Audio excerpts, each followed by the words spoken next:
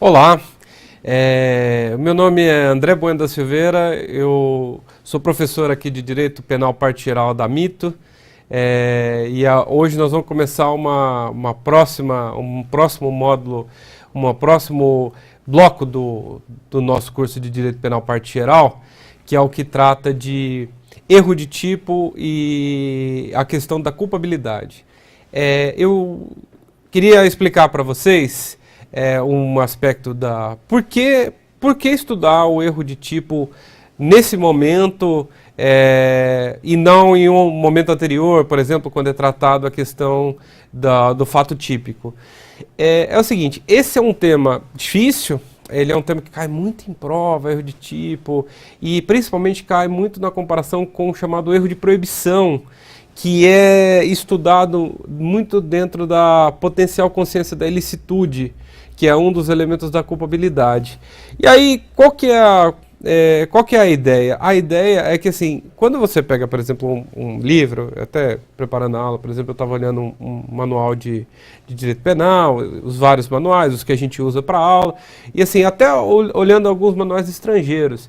Quando você pega, por exemplo, mesmo na Alemanha, você vê que eles explicam o erro de tipo, sempre realmente é fato tipo, porque muito a relação com o elemento subjetivo, com o dolo, mas quando do ponto de vista didático, às vezes é melhor você aproximar, porque aí ficam três grandes blocos três grandes assuntos que vocês podem estudar assim mais próximo, que são o erro de tipo, o erro de proibição e as discriminantes